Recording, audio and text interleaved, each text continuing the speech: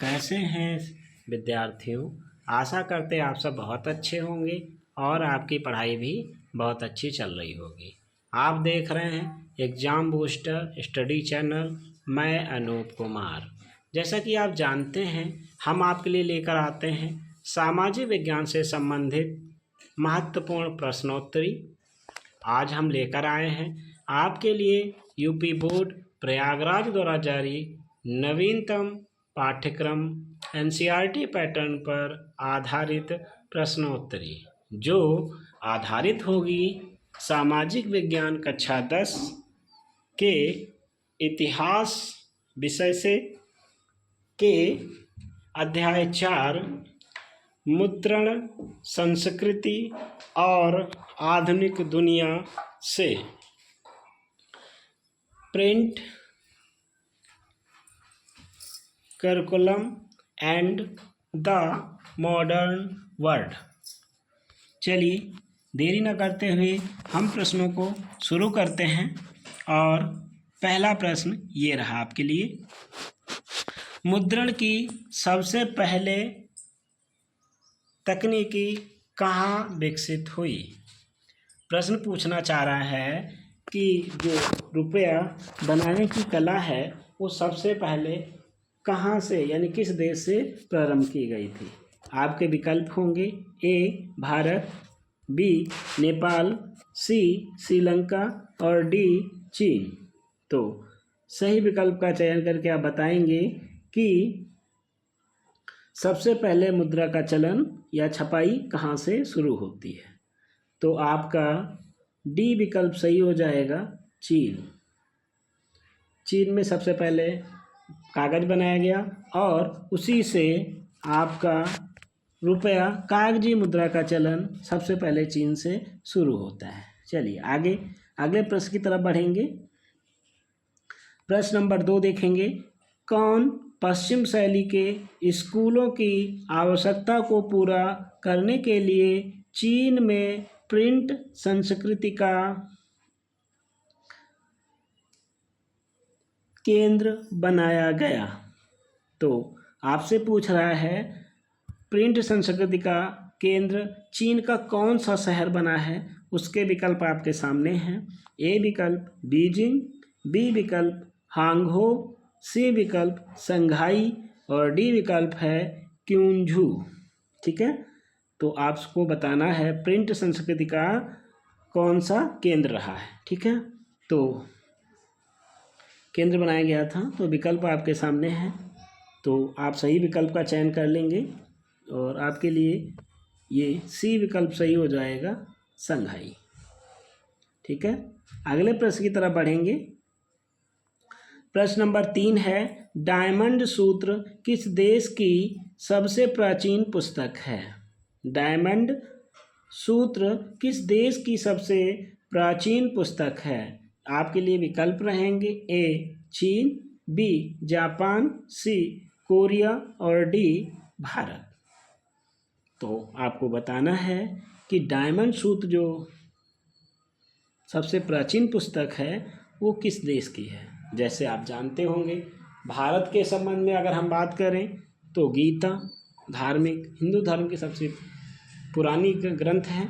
उसी तरीके से जो डायमंड सूत्र पुस्तक है वो जापानियों की पुस्तक है। किसकी है? जापान की सबसे प्राचीन पुस्तक का नाम है। अगले प्रश्न की तरफ बढ़ेंगे। किसके द्वारा जापान में मुद्रण तकनीकी का प्रसार 768 से 70 ईस्वी में हुआ था?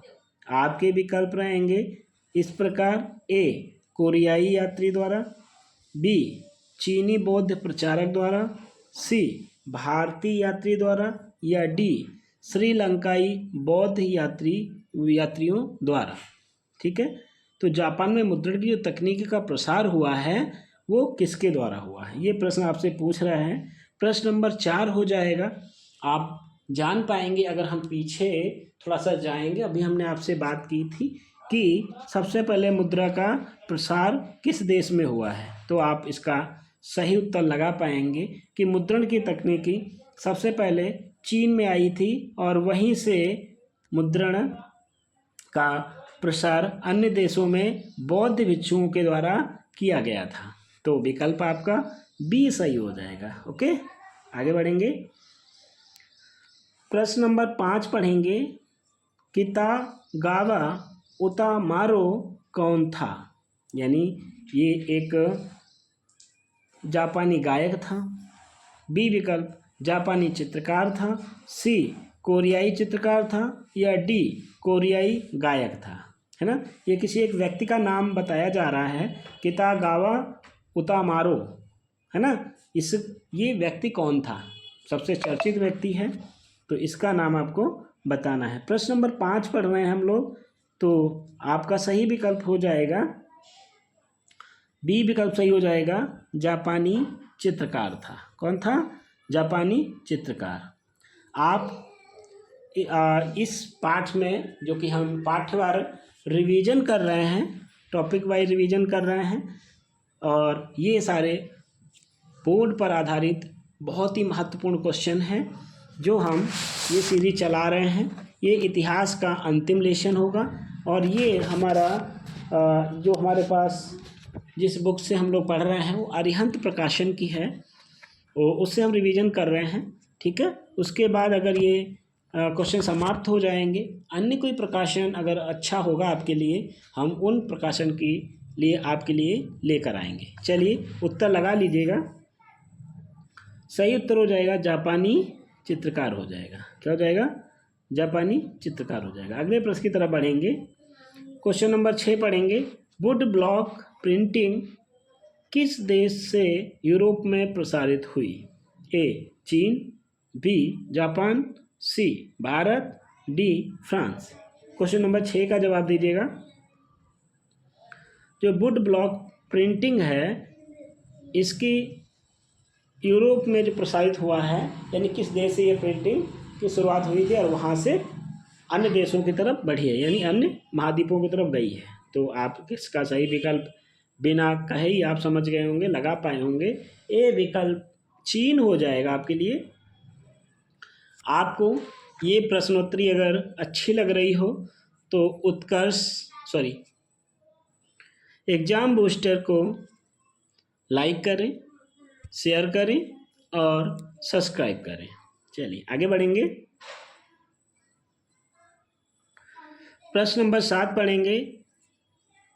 15वीं शताब्दी में किस जर्मन व्यापारी के पुत्र ने पहली बार छपाई प्रेस का विकास किया?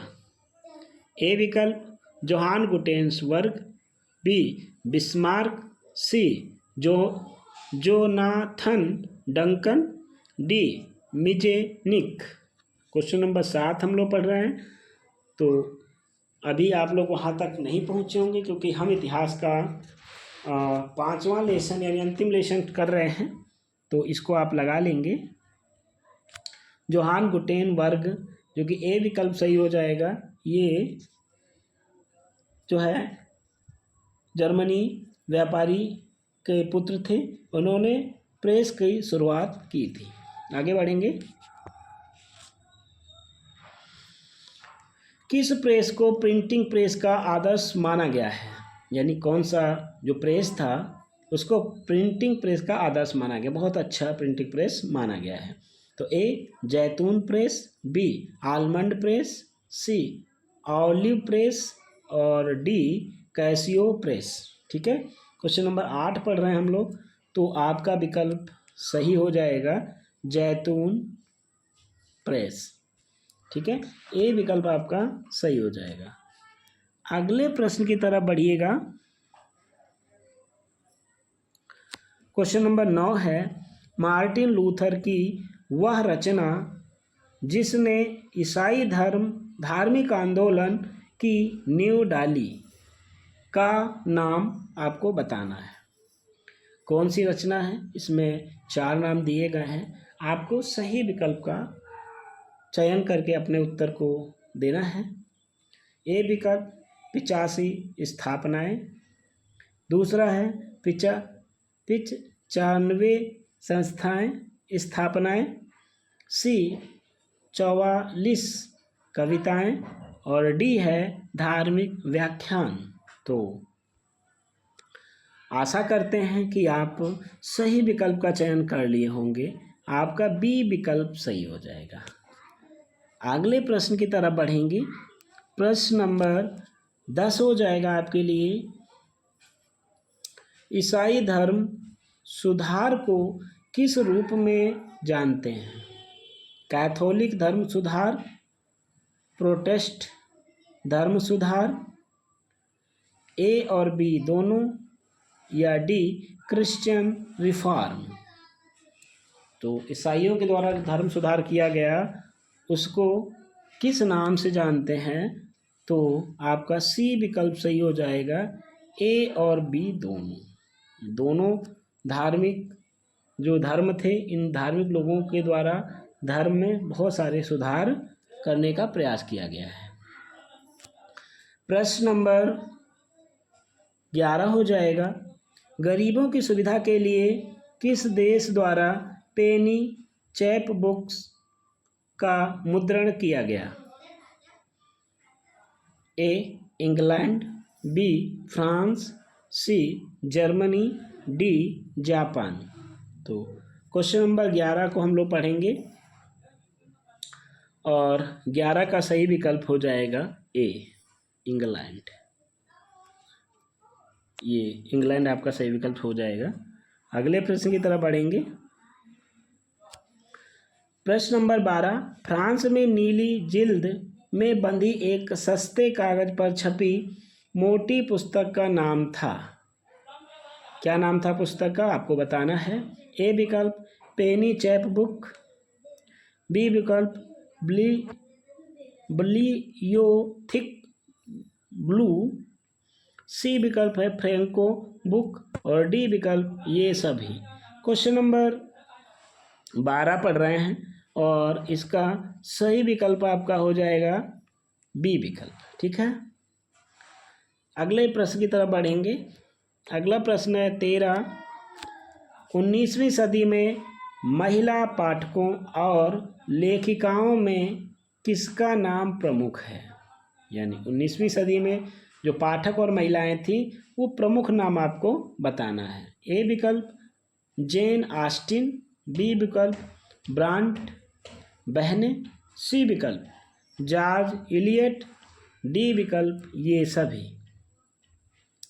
प्रश्न नंबर हम 13 पढ़ रहे हैं। इसमें जो नाम दिए गए हैं ये सभी पाठक महिलाएं हैं। ये उस समय यानी 19वीं सदी के प्रसिद्ध पाठक लेखिकाएं महिलाएं हैं। अगले प्रश्न की तरफ बढ़ेंगे। प्रश्न नंबर 14 देखेंगे। बाल कथाएं तथा लोक कथाएं फ्रांस में किस वर्ष प्रकाशित होना प्रारंभ हुई? आपको बताना है। ए विकल्प 1827 ईस्वी, बी विकल्प 1857 ईस्वी, सी विकल्प 1950 ईस्वी और डी विकल्प 1947 ईस्वी। आपको बताना है बाल कथाएं लोक कथाएं फ्रांस में किस वर्ष प्रकाशित होना प्रारंभ हुई थी। ठीक है, तो आपका ये 14वां क्वेश्चन का हम तरफ बढ़ रहे हैं। इसका आपको सही जवाब देना है। तो आपका सही विकल्प हो जाएगा बी विकल्प। कौन सा? बी विकल्प सही हो जाएगा 1857 ईस्वी। ठीक है, अगला प्रश्न है गुलामगिरी का लेखक कौन था? यानी आपसे पूछ रहा है जो गुलामगिरी पुस्तक है उसको किसने लिखा था? ए विकल्प डॉक्टर भीमराव रामजी अंबेडकर, बी विकल्प फुले ज्योतिबा फुले, सी विकल्प कैलाश बासिनी देवी और डी विकल्प है रामा स्वामी। तो सही विकल्प आपका क्या हो जाएगा? सोच के लगाइएगा भाई फटाफट। आपका बी विकल्प सही हो जाएगा ज्योतिबा फुले। अगले प्रश्न की तरफ बढ़ेंगे। अगला प्रश्न आपका है प्रश्न नंबर 16। जेम्स ऑगस्टिन हिक्की द्वारा 1780 ईस्वी में प्रथम साप्ताहिक पत्रिका का संपादन हुआ, जिसका नाम था, यानी उसका नाम आपको बताना है। तो सही विकल्प आपके सामने 4 दिए गए हैं, उसमें से सही विकल्प का चयन करना है। तो प्रश्न नंबर 16 का आपका ए विकल्प है देवबंद सेमनरी, बी विकल्प है समाचार चंद्रिका, सी विकल्प है बंगाल गजट और डी विकल्प है संवाद कौमुदी। तो आपका सही विकल्प हो जाएगा सी विकल्प, बंगाल गजट। जैम हिक्की द्वारा प्रकाशित साप्ताहिक जो पत्रिका है उसका नाम है बंगाल गजट। अगले प्रश्न की तरफ बढ़ेंगे। प्रश्न नंबर 17 हो जाएगा प्रथम भारतीय पत्रिका जिसे गंगाधर भट्टाचार्य ने प्रकाशित किया, उसका नाम बताना है। जिसे गंगाधर भट्टाचार्य ने प्रकाशित किया उसका नाम है अमर जीवन, बी विकल्प संवाद कौमुद, सी विकल्प समाचार चंद्रिका, डी विकल्प है बंगाल गजट। तो आपका सही विकल्प हो जाएगा ए अमर जीवन। इसका मतलब होता है हमारा जीवन। अगले प्रश्न की तरफ बढ़ेंगे। संवाद कौमुदी किसकी रचना है? ए विकल्प भारतेंदु हरिश्चंद्र, बी विकल्प मुंशी सदा सुखलाल, सी विकल्प राजा राम मोहन राय, डी विकल्प केशव चंद्र सेन। तो आपका सही विकल्प हो जाएगा,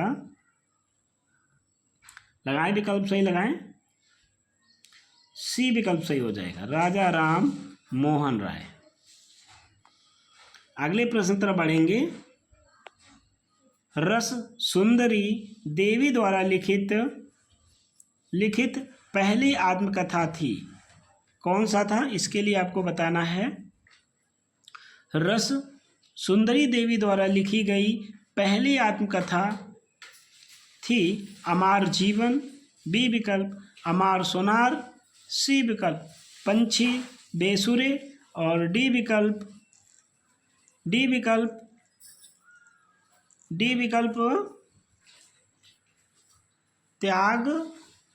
त्यागपत्र।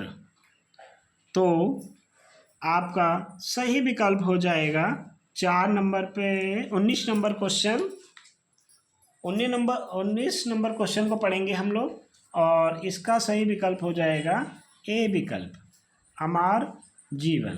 कौन सा हो जाएगा? अमर जीवन हो जाएगा।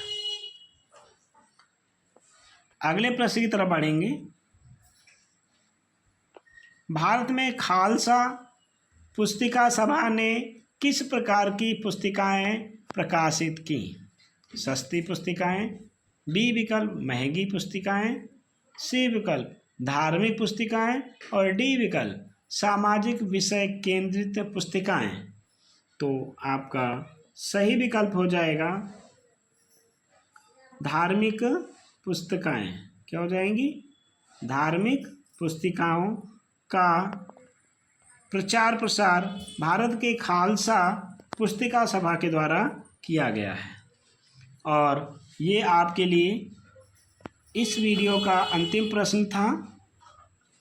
आशा करते हैं कि ये वीडियो आपको पसंद आ रही है, तो हमारे चैनल को लाइक करें, अपने दोस्तों में अधिक से अधिक शेयर करें, कमेंट करें और हमारे चैनल को अधिक से अधिक सब्सक्राइब करें। वीडियो देखने के लिए धन्यवाद। नमस्कार विद्यार्थियों।